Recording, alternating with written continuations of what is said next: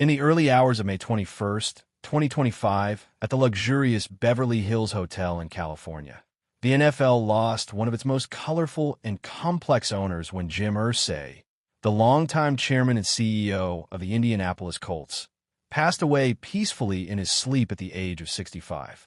His death certificate, signed by his recovery specialist Dr. Haroutunian, listed cardiac arrest triggered by acute pneumonia and underlying heart issues as the cause. No autopsy was performed, and the death was ruled natural and not sudden or unexpected.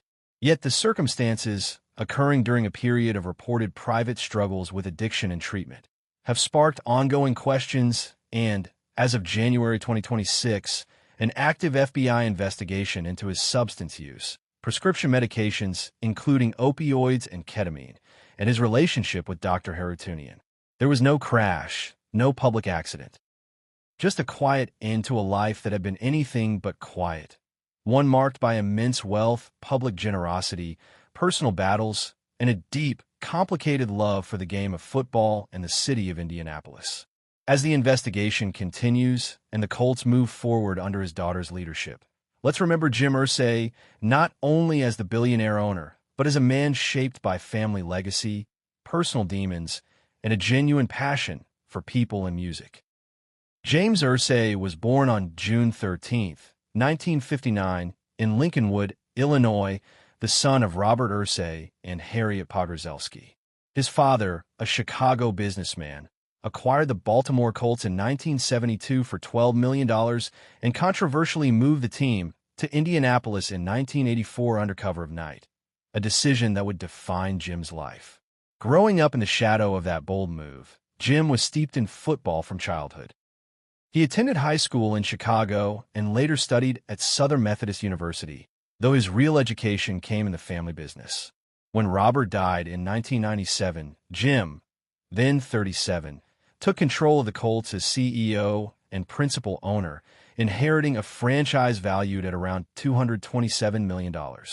Under his leadership, the team built Lucas Oil Stadium, won Super Bowl 41 in 2007, and grew into one of the NFL's most valuable franchises, estimated at $5.9 billion by the time of his death. Jim's tenure was marked by bold moves, passionate fan engagement, and a willingness to speak his mind on social issues, mental health, and addiction, often drawing from his own experiences. Jim's personal life was complex and deeply felt. He married Margaret Meg Coyle in 1980, and together they had 3 daughters, Carlie Irsay Gordon, Casey Foyt, and Kalyn Jackson. The marriage ended in divorce after a long separation, finalized in the mid-2010s, but the family remained close. Jim passed ownership of the Colts to his daughters upon his death, with Carlie taking a prominent role as co-owner and CEO. He was a devoted father and grandfather, often sharing family moments and expressing pride in his girls. In his later years, he was reportedly in a relationship with lawyer Michelle Paul, though he kept much of his private life away from the spotlight. Jim's openness about his struggles with addiction, multiple arrests, rehab stints, and public discussions of recovery made him a rare figure in sports ownership. He founded Kicking the Stigma, a mental health initiative, and donated millions to causes related to addiction and wellness, turning personal pain into public good. Jim's lifestyle was as eclectic as his personality. He lived comfortably but not ostentatiously, splitting time between Indianapolis and other properties, always surrounded by his passion for music. A lifelong Grateful Dead fan, he amassed one of the world's largest collections of rock memorabilia, including iconic guitars from Jerry Garcia, Jimi Hendrix, and others, pieces he proudly displayed and sometimes loaned for exhibitions. He enjoyed the arts, philanthropy, and connecting with people from all walks of life. Despite his $4.8 billion net worth at the time of his death, largely tied to the Colts' value and family inheritance, Jim was known for generosity, often helping individuals quietly and supporting community causes in Indianapolis. His wealth afforded him freedom, but he used it to build bridges, not walls. The circumstances of Jim's death, amid reported relapses and treatment involving prescription medications and ketamine, have prompted the FBI to investigate, focusing on his substance use and relationship with Dr. Haroutunian. The probe, ongoing as of January 2026, seeks records and interviews reflecting the complexity of his final months.